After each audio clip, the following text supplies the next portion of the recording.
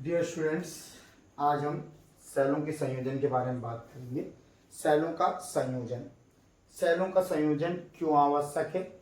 जब हमें, क्योंकि हम जानते हैं कि जो प्राथमिक सेल हैं उनसे हम प्रबल धारा नहीं ले सकते, और यदि हमें एक से अधिक सेल प्राप्त हैं और हम थोड़ा और अधिक प्रबल धारा लेना चाहते हैं तो इस स्थिति में हम सेलों का संयोजन करते हैं।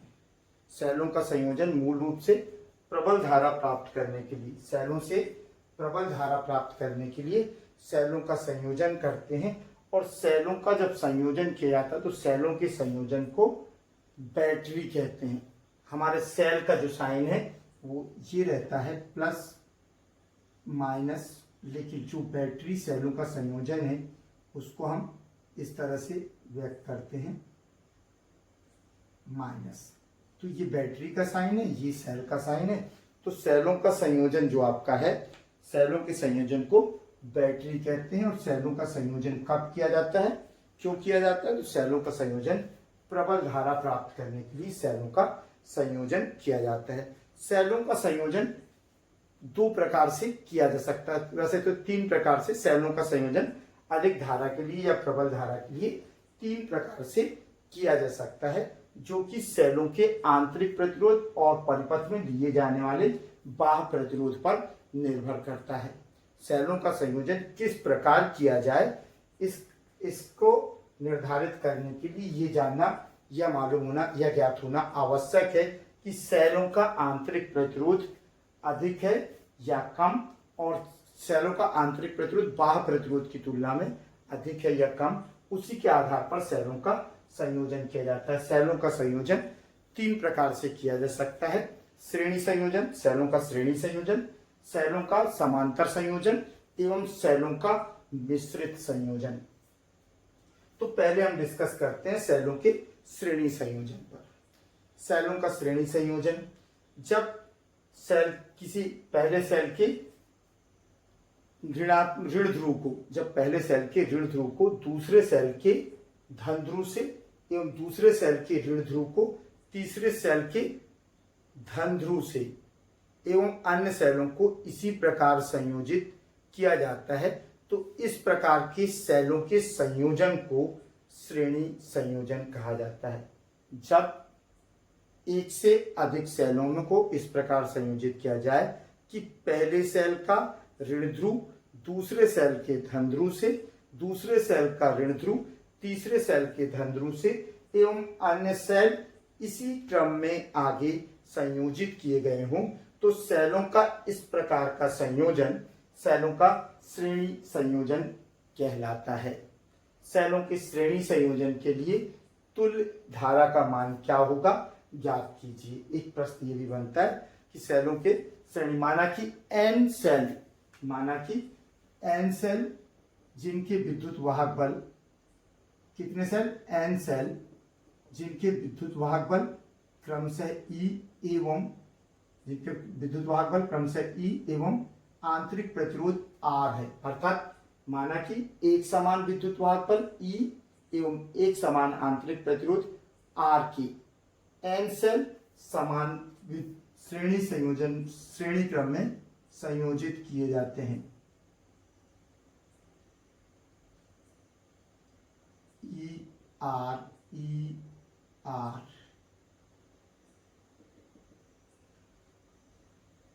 एन सेल है, हमने इनको रिप्रेजेंट कर दिया। और एन सेल समान विद्युत वाहक बल, माना कि समान विद्युत वाहक बल E एवं आंतरिक प्रतिरोध, समान आंतरिक प्रतिरोध R के एन सेलों को श्रेणी क्रम में संयोजित किया गया। जब इस श्रेणी संयोजन को किसी बाह्य प्रतिरोध R के सिरों पर से संयोजित करके परिपथ पूर्ण किया जाता है, तब इस बाह्य परिपथ में प्रवाहित होने वाली धारा, अचर धारा का मान I होता है। माना कि समान विद्युत वाहक बल E एवं समान आंतरिक प्रतिरोध R के एन सेल श्रेणी क्रम में संयोजित किए गए। जब इस श्रेणी सेलों के इस श्रेणी संयोजन को किसी प्रतिरोध R के सिरों से जोड़कर परिपथ पूर्ण किया जाता है, तो परिपथ में I धारा प्रवाहित होती है। तब धारा I का मान ज्ञात करना है, तो परिपथ में I धारा प्रवाहित होती है। तब संयोजन का कुल विद्युत वाहक बल, चूंकि विद्युत वाहक बल खुले परिपथ में दोनों इलेक्ट्रोडों के बीच का विभवांतर है और विभव एक अदिश राशि है, तो संयोजन का कुल विद्युत वाहक बल हम जोड़ देंगे E plus E plus E plus, कितने सेल जोड़े गए हैं N, तो E कितनी बार जुड़ेगा N बार, तो ये कितना हो गया Ne। अब चूंकि सेल श्रेणी क्रम में जुड़े हैं, इसलिए सेलों के अंदर जो आंतरिक प्रतिरोध है, सेलों का जो आंतरिक प्रतिरोध है, तो संयोजन का वो भी क्या होंगे, श्रेणी क्रम में होंगे। तो संयोजन का कुल आंतरिक प्रतिरोध, चूंकि सेल श्रेणी क्रम में संयोजित किए गए हैं, सेल किस में संयोजित किए गए, चूंकि समस्त सेल श्रेणी क्रम में संयोजित किए गए हैं, जिसके कारण इनके आंतरिक प्रतिरोध भी श्रेणी क्रम में संयोजित होंगे। तब सेलों के संयोजन का कुल आंतरिक प्रतिरोध R dash is equal to R plus R plus R plus कितनी बार N बार, तो हमें मिला R dash is equal to NR। तब परिपथ का कुल प्रतिरोध, परिपथ का कुल प्रतिरोध हो जाएगा बाह्य प्रतिरोध R धन आंतरिक प्रतिरोध, चूंकि बाह्य प्रतिरोध और आंतरिक प्रतिरोध श्रेणी क्रम में जुड़े हैं, इसलिए दोनों का संयोजन R प्लस NR हो गया। अब हम अच्छी तरह से जानते हैं कि धारा I बराबर कुल विद्युत वाहक बल बटे परिपथ का कुल प्रतिरोध, कुल विद्युत वाहक बल बटे परिपथ का कुल प्रतिरोध मान रखते हैं, तो I is equal to NE upon NR plus R। अब दो कंडीशन बनती हैं, पहली कि यदि NR is more greater than R, कहने का मतलब आंतरिक प्रतिरोध बाह्य प्रतिरोध की तुलना में बहुत अधिक हो, या दूसरे शब्दों में कहें कि बाह्य प्रतिरोध आंतरिक प्रतिरोध की तुलना में नगण्य हो। जब बाह्य प्रतिरोध आंतरिक प्रतिरोध की तुलना में नगण्य हो, अर्थात बाह्य प्रतिरोध को इतना कम है कि उसे नगण्य माना जा सकता है, तो बाह्य प्रतिरोध को नगण्य करने पर हमने देखा R को छोड़ दिया हमने, Ne अपान NR, N से N कट गया, तो हमें मिला E अपान R बराबर एक सेल से प्राप्त धारा। तो क्या हुआ, एक सेल से N सेल को हमने श्रेणी क्रम में जोड़ा और इन सेलों का N सेल ऐसे सेल जिनका आंतरिक प्रतिरोध बहुत अधिक था, N सेल जिनका आंतरिक प्रतिरोध बहुत अधिक था, उन्हें हमने श्रेणी क्रम में जोड़ा और हमें धारा कितनी प्राप्त हो रही, जितनी एक सेल से धारा प्राप्त होनी थी। तो ये हमारे लिए घाटेप्रद है। हम सेलों को क्यों संयोजित कर रहे हैं, कि हम प्रबल धारा प्राप्त कर सकें, और यदि आंतरिक प्रतिरोध बहुत अधिक है, बाह्य प्रतिरोध की तुलना में आंतरिक प्रतिरोध का मान अधिक है, तो ऐसी कंडीशन में स्वाभाविक सी है कि हमें N सेलों के संयोजन से भी एक सेल के बराबर धारा प्राप्त होगी। तो ऐसी मूर्खता हम करने से रहे, अर्थात यदि आंतरिक प्रतिरोध अधिक हो तो सेलों को कभी भी श्रेणी संयोजन नहीं करना चाहिए। अब दूसरी कंडीशन ले लें हम, कि यदि सेलों का आंतरिक प्रतिरोध NR is greater less than R, अर्थात जो आंतरिक प्रतिरोध है वो बाह्य प्रतिरोध की तुलना में नगण्य है। आंतरिक प्रतिरोध बाह्य प्रतिरोध की तुलना में जब नगण्य होता है, आंतरिक प्रतिरोध बाह्य प्रतिरोध की तुलना में नगण्य, अर्थात आंतरिक प्रतिरोध बाह्य प्रतिरोध की तुलना में इतना कम है कि हम उसके पद को छोड़ सकते हैं, नगण्य है, तब I is equal to NE upon R होगा, और हम इसको नोट कर सकते हैं N इंटू E अपान R। E अपान R मतलब बाह्य परिपथ में एक सेल से प्राप्त धारा, N इंटू एक सेल से प्राप्त धारा, तो एक सेल से प्राप्त धारा। इसका मतलब हुआ कि अब हमें N सेलों से के बराबर धारा प्राप्त होगी। अर्थात यदि जिन सेलों का आंतरिक प्रतिरोध बहुत कम हो उन सेलों को श्रेणी क्रम में जोड़ने पर हमें n सेलों के बराबर धारा प्राप्त होती है।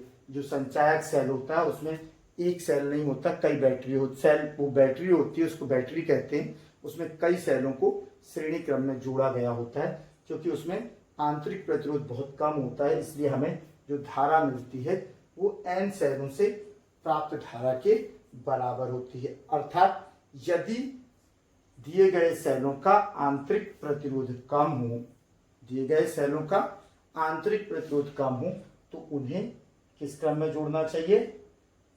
श्रेणी क्रम में संयोजित करने पर संयोजन फायदेमंद होता है। यदि दिए गए सेलों का आंतरिक प्रतिरोध कम हो तभी उन्हें प्रबल धारा के लिए किस क्रम में जोड़ा जाना चाहिए? श्रेणी क्रम में जोड़ा जाना चाहिए। अब एक भाग तो ये हुआ, यदि n की जगह 3 कर देगा तो 3 करके निकाल लेना। दूसरी चीज की यदि प्रश्न कहता है कि n सेल जिनके विद्युत वाहक बल क्रमशः E1, E2, En है एवं आंतरिक प्रतिरोध क्रमशः R1, R2, Rn है। अलग अलग विद्युत वाहक बल एवं आंतरिक प्रतिरोध के सेलों को श्रेणी संयोजन में संयोजित करने पर उनसे प्रवाहित होने वाली धारा का मान ज्ञात कीजिए। तो हम कह देंगे कि माना कि n सेल जिनके विद्युत वाहक बल क्रमशः E1, E2, E3, En है एवं इनके आंतरिक प्रतिरोध क्रमशः R1, R2, R3 dash dash dash Rn है। इन्हें श्रेणी क्रम में संयोजित किया गया है। जब इस संयोजन को बाह्य प्रतिरोध R के साथ परिपथ में जोड़ा जाता है तो इस परिपथ में I धारा प्रवाहित होती है। अब आ जाओ, तब संयोजन का कुल विद्युत वाहक बल, चूंकि विद्युत वाहक बल एक अदिश राशि है और श्रेणी संयोजन है तो विद्युत वाहक बल आपस में जुड़ जाएंगे। तो अब हम क्या करेंगे? E1, E2, E3 और प्लस En कर देंगे और ये हो गया आपका कुल विद्युत वाहक बल। अब संयोजन का कुल आंतरिक प्रतिरोध R1, R2, R3 ये भी क्या हो जाएगा? Plus Rn। तो यहाँ पर R डैश हो गया कुल प्रतिरोध। अब यहाँ पर क्या कर देंगे हम? इसको R dash, R plus R dash. I is equal to कुल विद्युत वाहक बल, I इज इक्वल टू कुल विद्युत वाहक बल यदि श्रेणियों का, ये तो पता चल ही गया है कि आंतरिक प्रतिरोध कम हो तभी हम श्रेणी संयोजन करेंगे, तभी श्रेणी संयोजन हमें फायदेमंद होगा। तो यहाँ पर NR की जगह क्या हो जाएगा? R प्लस,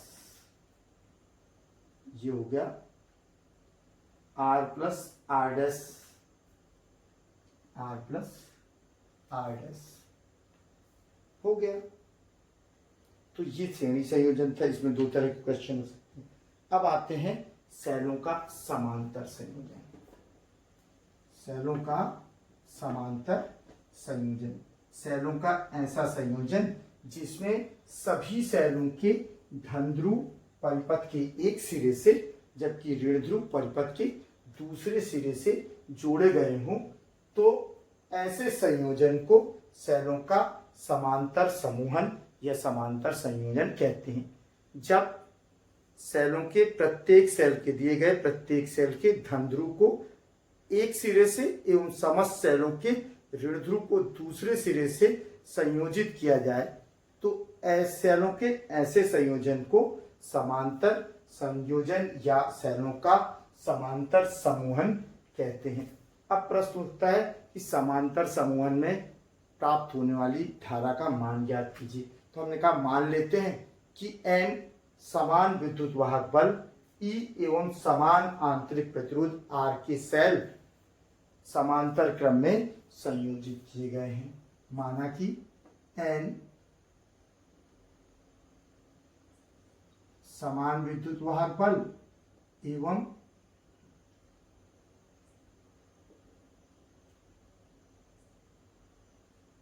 अब बीच में डैश डैश डैश कर देना ये, और लास्ट में एक सेल और बना दे रहा हूं। समान विद्युत वाहक बल एवं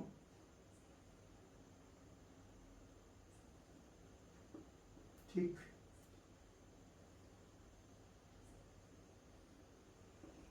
माना कि समान विद्युत वाहक बल E एवं समान आंतरिक प्रतिरोध R के N सेलों को समांतर क्रम में संयोजित किया जाता है।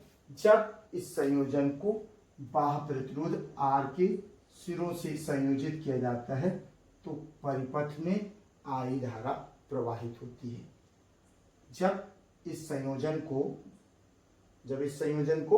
बाह्य प्रतिरोध R के सिरों पर जोड़कर परिपथ पूर्ण किया जाता है तो परिपथ में I धारा प्रवाहित होती है, ऐसा हमने मान लिया। तब परिपथ का चूंकि समांतर समूहन में विभवांतर समान होता है और सभी सेलों के विद्युत वाहक बल एक समान है, इसलिए दोनों सिरों पर परिपथ का विद्युत वाहक बल क्या हो जाएगा, विद्युत वाहक बल बराबर E। तो विद्युत वाहक बल तो E रहेगा। अब चूंकि सेल परिपथ का में सेलों के समूहन का आंतरिक प्रतिरोध,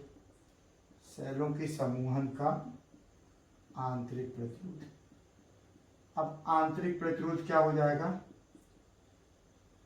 चूंकि सेल समांतर क्रम में संयोजित किए गए हैं, सेल किस क्रम में जोड़े गए हैं, समांतर समूहन में, समांतर क्रम में जोड़े गए हैं तो इनका आंतरिक प्रतिरोध भी किस क्रम में जुड़ जाएंगे, समांतर क्रम में। और समांतर क्रम में मान लेते हैं कि इनका तुल्य प्रतिरोध 1/r डैश है, तो 1/r plus 1/r plus 1/r plus कितनी बार, n सेल है सबका, और इसको हम सम कर दें तो 1/r dash is equal to n/r या r dash is equal to r/n हो गया। तो इस कंडीशन में परिपथ का सेलों के समूहन का परिपथ का कुल प्रतिरोध, चूंकि बाह्य प्रतिरोध और कुल आंतरिक प्रतिरोध ये श्रेणी क्रम में संयोजित होंगे तो परिपथ का कुल प्रतिरोध दोनों जुड़ जाएंगे। परिपथ का कुल प्रतिरोध हो गया आपका कितना, बाह्य प्रतिरोध R प्लस तुल्य आंतरिक प्रतिरोध R डैश, या हम इसको लिख सकते हैं R प्लस R/N। अतः धारा I इज इक्वल टू विद्युत वाहक बल कुल विद्युत वाहक बल बटे कुल प्रतिरोध R plus R small r/n। लघुत्तम ले लें तो हमें क्या मिल जाएगा, I is equal to E/NR plus R/n। इसको हमने ऊपर लेके तो ये हो गया NE/NR प्लस R। अब फिर से दो कंडीशन बनेगी। यदि NR is more greater than R, यदि बाह्य प्रतिरोध आंतरिक प्रतिरोध की तुलना में बहुत अधिक हो, यदि बाह्य प्रतिरोध की तुलना में आंतरिक प्रतिरोध नगण्य हो, जो अधिक है जो कम है वो नगण्य है, यदि आंतरिक प्रतिरोध बाह्य प्रतिरोध की तुलना में नेग्लिजिबल हो, नगण्य हो, तो R के पद को छोड़ने पर I is equal to NE/NR, n से n कैंसिल, E/R अर्थात एक सेल से प्राप्त धारा,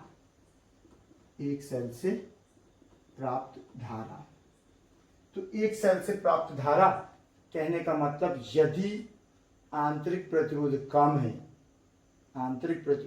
है तो सेलों का समांतर समूहन एक घाटे का सौदा होगा। यदि आंतरिक प्रतिरोध कम है तो सेलों का समांतर समूहन घाटाप्रद होगा। सेलों का यदि आंतरिक प्रतिरोध कम है तो सेलों का श्रेणी समूहन फायदेमंद होगा। ध्यान रखना, यहाँ घाटेप्रद है और श्रेणी समूहन फायदेमंद है। लेकिन यदि NR is more greater than R, आंतरिक प्रतिरोध बाह्य प्रतिरोध की तुलना में बहुत अधिक हो, आंतरिक प्रतिरोध सेलों का आंतरिक प्रतिरोध बाह्य प्रतिरोध की तुलना में बहुत अधिक हो, अर्थात बाह्य प्रतिरोध आंतरिक प्रतिरोध की तुलना में नगण्य हो। यदि बाह्य प्रतिरोध को आंतरिक प्रतिरोध की तुलना में नगण्य कर दिया जाए, अर्थात सेलों का आंतरिक प्रतिरोध बहुत अधिक हो और बाह्य प्रतिरोध नगण्य हो, तो इस पद को हम छोड़ दें तो I is equal to N E upon R होता है, जिसको हम N into E upon R लिख सकते हैं। एन इंटू एक सेल से प्राप्त धारा, एन इंटू एक सेल से प्राप्त धारा। तो अब क्या हो गया, एन इंटू एक सेल से प्राप्त धारा, ये सीधा सीधा सा हो गया कि हमें अब एन सेलों से के बराबर धारा मिलेगी। यदि सेलों का आंतरिक प्रतिरोध बहुत अधिक है तो सेलों को समांतर क्रम में जोड़ना फायदेमंद होगा तब, और सेलों को समांतर क्रम में ही जोड़ने पर हमें एन सेलों के बराबर धारा प्राप्त होगी, अन्यथा हमें एक सेल के बराबर धारा प्राप्त होगी। तो ये सेलों का समांतर समूहन था। इसमें एक और प्रश्न बनता है कि यदि दो सेल या तीन सेल, दो सेल के लिए बताता हूँ, 3 नंबर का प्रश्न आता है तो 2 सेल के लिए समझ लो कि यदि 2 सेल, माना कि 2 सेल जिनके विद्युत वाहक बल क्रमशः E1 एवं E2 और आंतरिक प्रतिरोध क्रमशः R1 एवं R2 है, समांतर क्रम में जोड़े जाते हैं। जब इस सेलों के समूहन को किसी बाह्य प्रतिरोध R के सिरों पर संयोजित किया जाता है, कर परिपथ पूर्ण किया जाता है, तो परिपथ में I धारा प्रवाहित होती है। तब धारा I का मान ज्ञात करना है। चूंकि माना कि प्रथम सेल जिसका विद्युत वाहक बल E1 एवं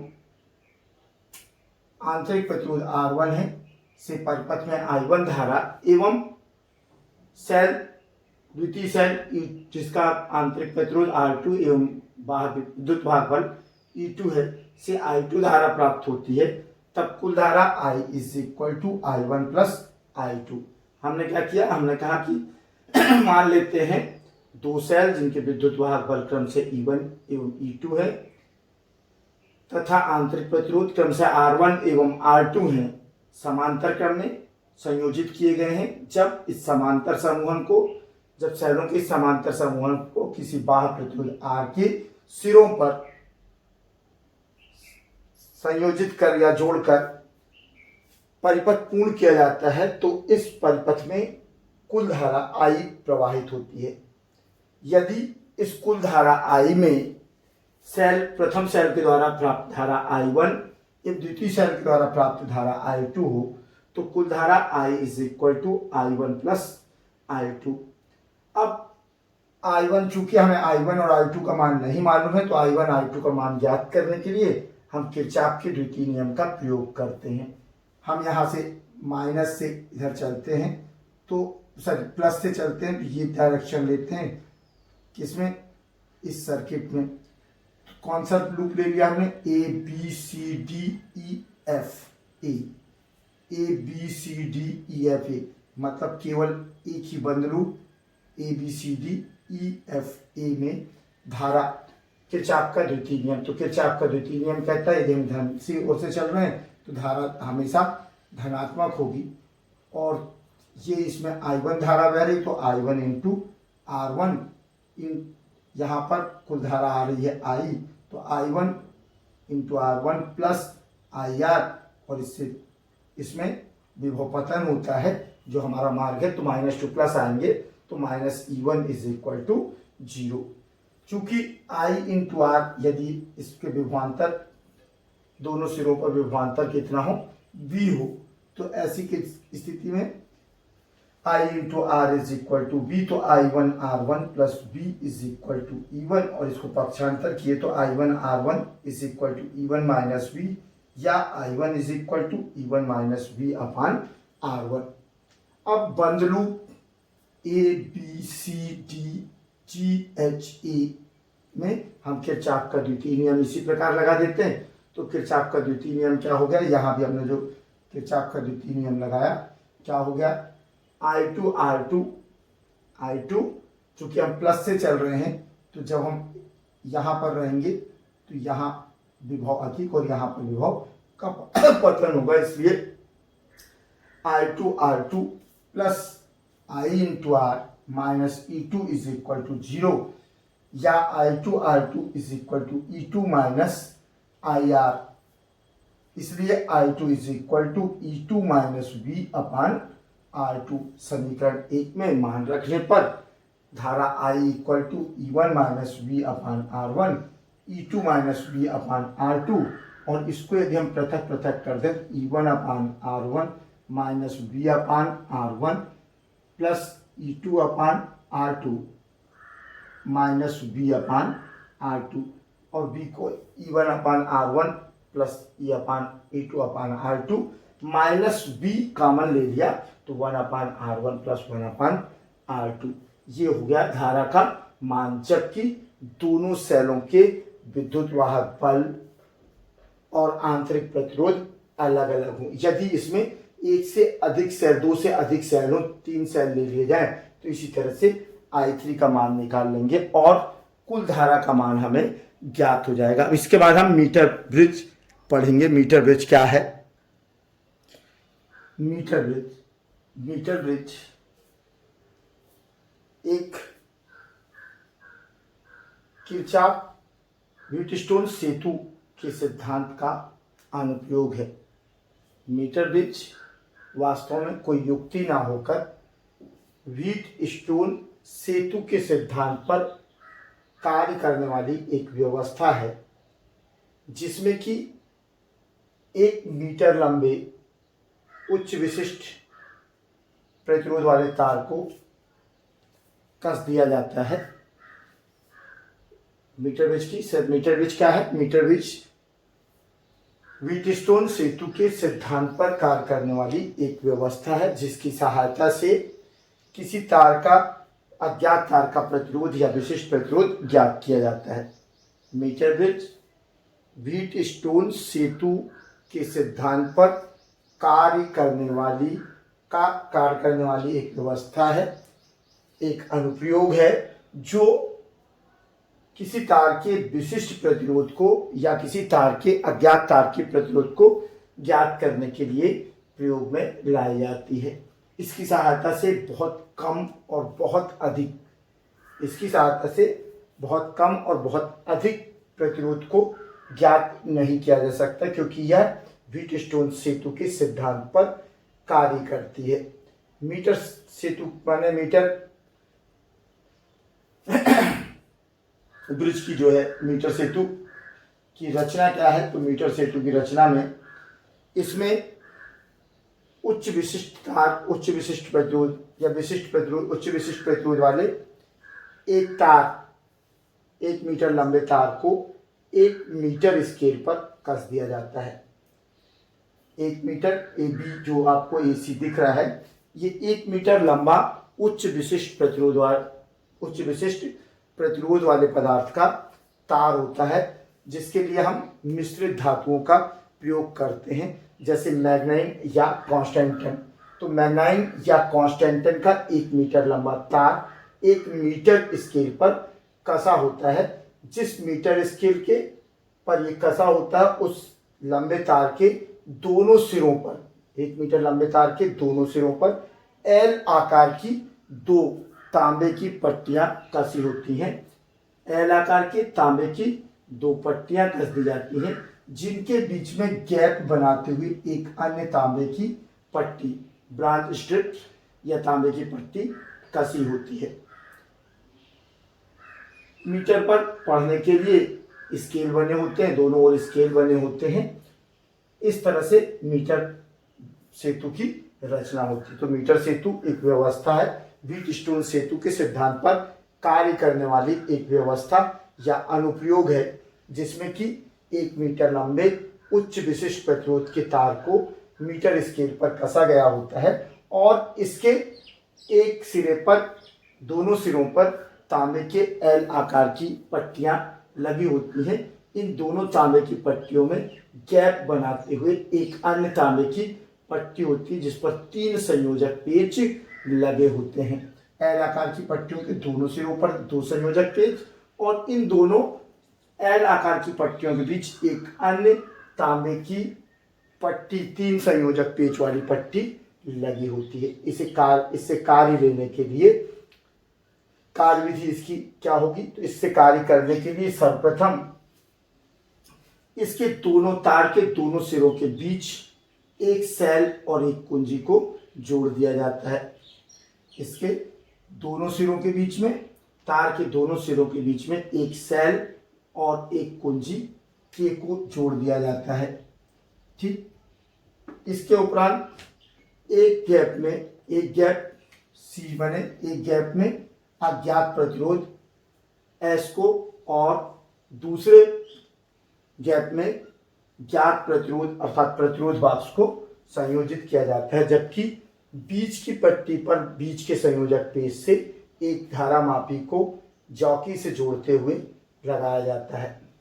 अब परिपालन कार्य शुरू करने के लिए, अज्ञात प्रतिरोध का मान ज्ञात करने के लिए सर्वप्रथम हम जाकी को दोनों सिरों की ओर रखकर देखते हैं कि प्रतिरोध गैल्वेनोमीटर में विक्षेप दोनों ओर आ रहा है या नहीं। यदि गैल्वेनोमीटर में दोनों ओर विक्षेप, दोनों सिरों पर रखने पर विक्षेप की दिशाएं अलग अलग हैं, तो फिर हम जाकी को अलग अलग स्थानों पर रखकर प्रयोग करते हैं और जिस बिंदु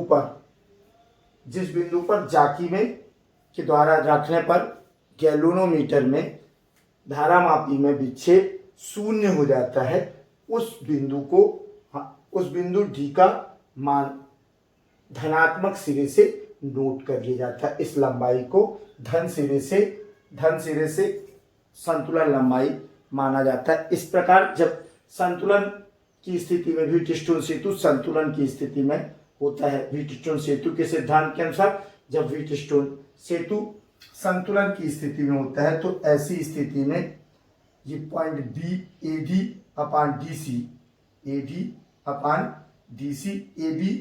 अपान बीसी, तब सेतु संतुलन की स्थिति में AB upon BC is equal to AD upon DC होगा।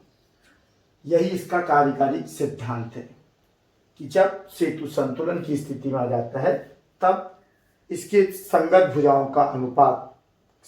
के प्रतिरोध का अनुपात शेष अन्य भुजाओं की AB संगत भुजा BC AB upon BC is equal to AD upon DC। अब भुजा AB का प्रतिरोध, या इसको हम इस तरह से लिख लें कि AB का प्रतिरोध बटे BC का प्रतिरोध, AB का प्रतिरोध बटे BC का प्रतिरोध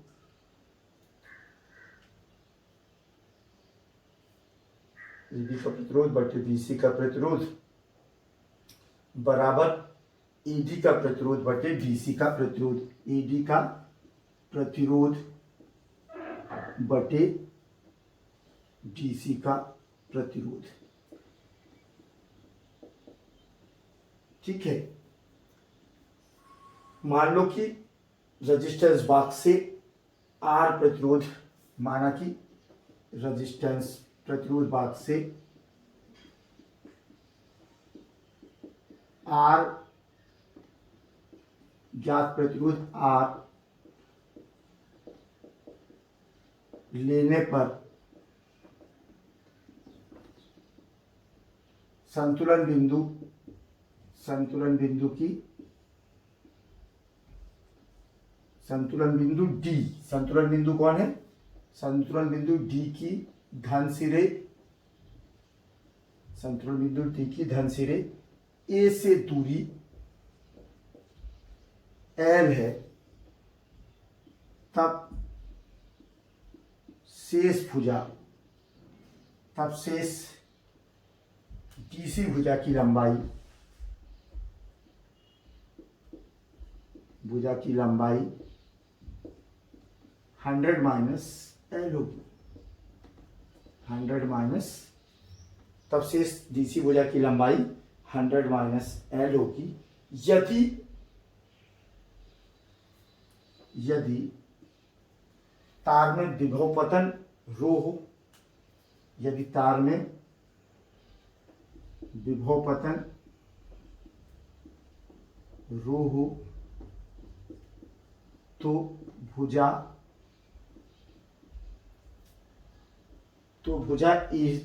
एडी का प्रतिरोध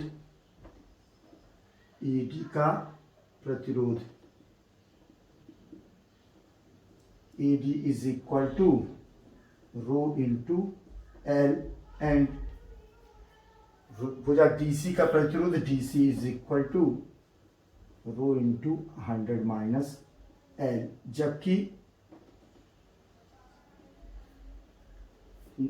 AB का प्रतिरोध भुजा AB का प्रतिरोध कितना है S, भुजा AB का प्रतिरोध अज्ञात प्रतिरोध S है और भुजा BC का प्रतिरोध जिसमें से R प्रतिरोध निकाला गया है R है। तो अपना आ गया AB का प्रतिरोध S अपान भुजा AB का प्रतिरोध S अपान BC का प्रतिरोध R है और ED का प्रतिरोध रो इंटू L अपान रो इंटू 100 माइनस एल, रो से रो कैंसिल, एम्प्लाइज दैट तार का अज्ञात प्रतिरोध S is equal to R into L upon 100 minus L, S is equal to R into L upon 100 minus L. इसका सिद्धांत हो गया, मीटर सेतु का सिद्धांत हो गया कि यदि हमें संतुलन बिंदु की लंबाई पता चल जाए तो हम संतुलन बिंदु की लंबाई किस प्रतिरोध पर ली गई है यदि हमें पता चल जाए तो हम अज्ञात प्रतिरोध का मान ज्ञात कर सकते हैं। यही मीटर सेतु का कार्यकारी सिद्धांत है। तो मीटर सेतु का कार्यकारी सिद्धांत हो गया। विधि भी मोटे तौर पे मैंने बता दी। इसमें एक प्रेक्षण सारणी के बारे में पूछता है, तो प्रेक्षण क्या क्या ले रहे हो। प्रतिरोध बॉक्स क्रमांक ले लिया हमने, क्रमांक ज्ञात प्रतिरोध भाग से कितना ज्ञात प्रतिरोध निकाला। उसके बाद हम क्या लेंगे, संतुलन बिंदु की लंबाई, संतुलन बिंदु की लंबाई L और फिर इसके बाद 100 माइनस L। ये दो स्थितियों में लिया जाता है। इसी को रिपीट कर दो कि जब अज्ञात प्रतिरोध बाईं ओर हो और जब अज्ञात प्रतिरोध दाईं ओर हो, तो ये प्रेक्षण सारणी हो जाती है। इसको अब ज़्यादा वो करने की जरूरत नहीं है, गणना आप कर सकते हो।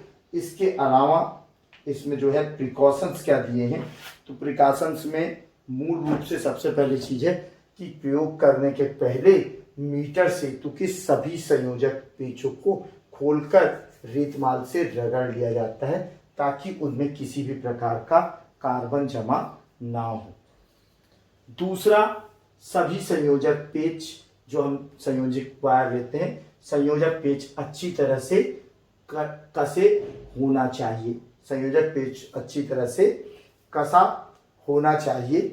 तीसरा, कभी भी तार को पर जाकी को रगड़कर नहीं चलाना चाहिए, क्योंकि तार एक समान अनुप्रस्थ परिच्छेद, तार का एक समान अनुप्रस्थ परिच्छेद का होता है।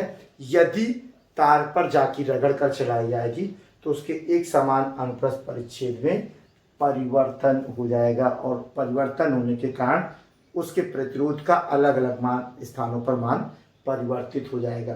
तो तार पर जाकी को रगड़कर नहीं चलाया जाना चाहिए। तार को जाकी को तार पर रगड़कर नहीं चलाया जाना चाहिए, ये भी एक सावधानी है। ठीक है।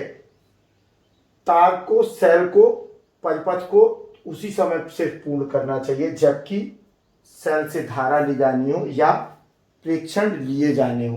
प्रेक्षण लिए जाते समय ही सिर्फ परिपथ को पूर्ण किया जाना चाहिए और संतुलन बिंदु प्राप्त हो जाने पर कुंजी को निकाल देना चाहिए ताकि परिपथ तार में का प्रतिरोध एक समान बना रहे। क्योंकि यदि हम ज़्यादा लंबे समय तक लगातार धारा प्रवाहित करेंगे तो तार का ताप बढ़ेगा और ताप बढ़ने पर तार का प्रतिरोध बढ़ सकता है, तार का प्रतिरोध परिवर्तित हो सकता है। इस कारण से उसी समय तार को लगाना, मतलब उसी समय पर कुंजी को लगाना चाहिए जबकि हमारे द्वारा प्रेक्षण लिया जा रहा है। तो ये तुम्हारा हो गया क्या, मीटर सेतु का प्रयोग। ठीक, ओके, थैंक्स फॉर वॉचिंग।